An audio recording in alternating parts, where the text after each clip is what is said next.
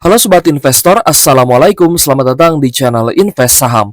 Oke guys, jadi pada video kali ini kita akan membahas satu topik dengan judul nyangkut di saham GGRM, harus gimana solusinya?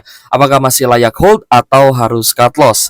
Nah tapi sebelum lanjut, disclaimer on guys ya, video ini bukan ajakan jual beli saham, karena keputusan investasi tetap jadi tanggung jawab pribadi masing-masing sebagai investor di pasar modal. Dan buat teman-teman yang belum subscribe channel Invest Saham, silahkan di subscribe terlebih dahulu dan aktifkan juga lonceng notifikasinya biar teman-teman gak ketinggalan informasi menarik lainnya dari channel Invest Saham. Banyak sekali investor yang mengalami floating loss atau nyangkut dalam di saham GGRM.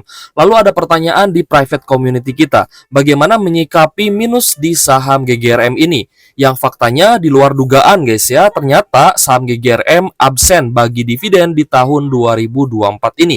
Padahal dividen GGRM ini sangat penting dalam menaikkan harga saham GGRM seperti yang terjadi di tahun 2023 lalu. Tentu saja dividen saham GGRM bisa menjadi penyelamat investor untuk tetap hold saham dan juga melakukan averaging down di GGRM sampai harga sahamnya nanti naik lagi menjelang pembagian dividen. Seperti yang sudah terjadi di tahun 2023 lalu ya, ketika harga terendah GGRM di awal Januari 2024 adalah di level 16.600 dan menjelang pembagian dividen final 2023, harga saham GGRM kembali naik lagi ke level 30 ribuan. Bahkan setelah pembagian dividen final 2024 ini masih dalam posisi uptrend. Jadi teman-teman bisa dapat cuan dari dividen plus capital gain-nya ketika di awal 2023 lalu. Nah, inilah pentingnya dividen guys ya di sebuah saham. Tapi apa jadinya jika GGRM di tahun 2024 ini ya ternyata tidak bagi dividen?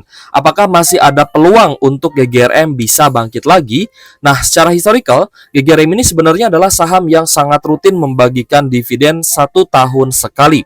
Bahkan di tahun 2022 itu menjadi imbal hasil dividen yield tertinggi GGRM sebesar 7,10%. Namun ya ternyata pernah absen juga ya tidak bagi dividen, yaitu di tahun 2020 ketika terjadi pandemi COVID-19. Lalu apa saja sih yang bisa membuat harga saham GGRM ini kembali naik lagi? Yang pertama adalah teknik rebound. Teknik rebound adalah kenaikan harga setelah adanya jenuh jual pada sebuah saham. Jadi sudah banyak yang melakukan penjualan ya di saham GGRM ini. Nah, ketika sudah jenuh jual atau oversold, maka kemungkinan besar bisa terjadi teknik rebound. Tapi teknik rebound ini hanya kenaikan sementara aja guys. Jadi kalau misalkan tidak didukung ya dengan adanya perbaikan kinerja dari internal perusahaan GGRM itu sendiri, maka teknik rebound ini kenaikannya hanya sementara, bukan tanda bullish reversal. Yang kedua adalah kinerja perusahaan. Seperti yang tadi kita ungkapkan bahwa potensi kenaikan GGRM ini hanya bersifat sementara aja jika tidak didukung dengan kenaikan kinerja dan juga laba bersih dari perseroan. Pada kuartal 1 2024 tercatat pendapatan dan laba bersih GGRM mengalami penurunan yang sangat signifikan, baik secara kuartalan maupun secara tahunan. Hal ini juga merupakan dampak dari kenaikan cukai rokok oleh pemerintah dan juga maraknya perdagangan rokok non-cukai yang tentu saja dijual di harga yang lebih murah. Jadi memang kita melihat guys, dari total pendapatan ya pada kuartal 1 2024 secara kuartalan juga sudah menunjukkan adanya tanda-tanda penurunan dari 37 triliun menjadi 26,2 triliun saja. Ini dari sisi pendapatan secara kuartalan. Secara year on year juga sama. Kalau misalnya kita bandingkan dengan kuartal 1 2023, pendapatan dari GGRM juga mengalami penyusutan dari 29,7 triliun menjadi 26,2 triliun. Lalu dari laba bersihnya juga sangat anjlok ya guys ya. Kita bandingkan secara kuartalan turun dari 867 miliar menjadi 596 miliar rupiah.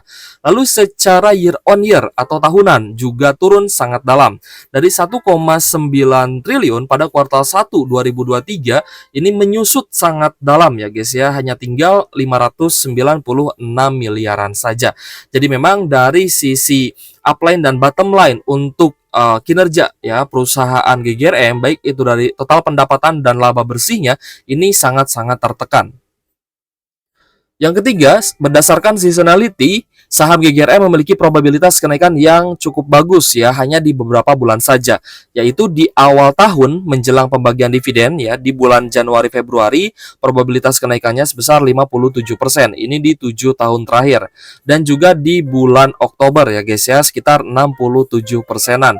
Nah, tapi dari beberapa probabilitas kenaikan ya menurut seasonality ini, apakah kita punya potensi ya untuk melihat harga saham GGRM kembali naik lagi? Lalu apa saja yang bisa dilakukan nih jika sudah terlanjur masuk dan juga minus di saham GGRM?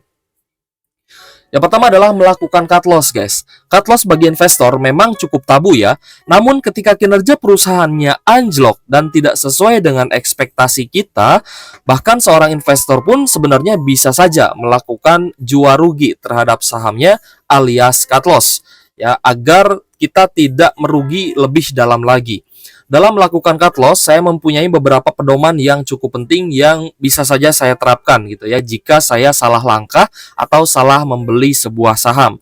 Yang pertama, jika laba turun signifikan dan ternyata dividennya pun berpotensi turun atau bahkan tidak bagi dividen sama sekali. Nah, ketika labanya turun signifikan, berarti ada potensi ketika pembagian dividen finalnya nanti, dividennya pun tidak akan setinggi tahun sebelumnya. Nah, ini pun bisa menjadi sentimen yang cukup negatif ya guys ya, jika sebuah saham dividennya itu turun atau bahkan tidak bisa bagi dividen. Yang kedua, porsi masuknya tidak lebih dari 20% dari total portfolio. Nah, kalau misalkan total masuknya itu tidak lebih dari 20%, maka saya tidak akan segan-segan ya untuk ibaratnya meng-cut loss ya saham yang prospeknya kurang bagus. Yang ketiga, total minusnya itu tidak lebih dari 15%. Nah, jadi di sini untuk saham-saham yang bagus dan juga rutin bagi dividen, kalau misalkan tidak sesuai ekspektasi, biasanya saya akan membatasi kerugian hanya di 15% saja. Di atas 15%, lebih dalam lagi saya akan tetap di-cut gitu, guys. Lalu yang keempat, terjadi bencana alam atau hal-hal yang tidak diprediksi. Contohnya terhadap saham ARCI ya. Jika teman-teman pegang saham ARCI misalkan ya, teman-teman melihat harga sahamnya turun, lalu teman-teman ulik ya kenapa sih kok saham ARCI labanya turun? Oh, ternyata pit ararennya mengalami kebanjiran. Nah, itu kan hal-hal yang tidak bisa diprediksi dan termasuk bencana alam. Bukan dari kinerja perusahaan yang memang kinerjanya turun, tapi dari bencana alam itu sendiri. Setelah melakukan cut loss di saham yang kurang bagus ya guys ya, biasanya saya akan langsung mencari lagi saham-saham yang punya prospek yang sangat bagus untuk mengembalikan kerugian yang sudah saya cut loss tadi.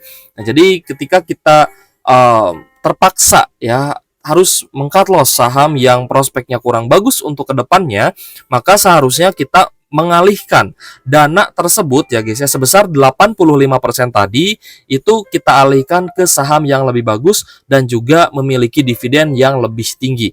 Jadi teman-teman harus tetap mempunyai plan B ya guys ya untuk saham-saham yang teman-teman investasi seperti itu. Opsi yang kedua yaitu masih hold saham GGRM. Nah, ini menjadi opsi yang kedua, guys. Dalam melakukan hold saham GGRM tentunya ada beberapa pertimbangan juga yang perlu diperhatikan.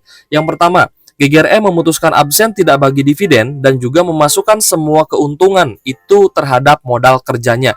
Jadi memang GGRM tidak bagi dividen itu ada alasannya ya, karena GGRM itu sedang memiliki proyek yang cukup besar dalam pembangunan jalan tol dan juga bandara di Kediri. Yang ketiga, bisnis baru ini diharapkan berdampak positif ya untuk kenaikan laba GGRM ke depannya, dan kita harapkan juga kenaikan labanya akan signifikan dari pendapatan jalan tol dan juga pendapatan bandaranya. Karena kalau misalkan tidak ada dampak yang positif dan kenaikan labanya tidak signifikan, maka harga sahamnya bisa saja stagnan. Lalu yang keempat, kemungkinan GGRM kembali bagi dividen belum diketahui secara pasti. Apakah di tahun berikutnya GGRM bisa bagi dividen atau tidak, itu belum jelas ya guys ya. Lalu yang kelima, GGRM ini adalah perusahaan yang besar dan juga masih berdiri dan juga ekspansif sampai saat ini.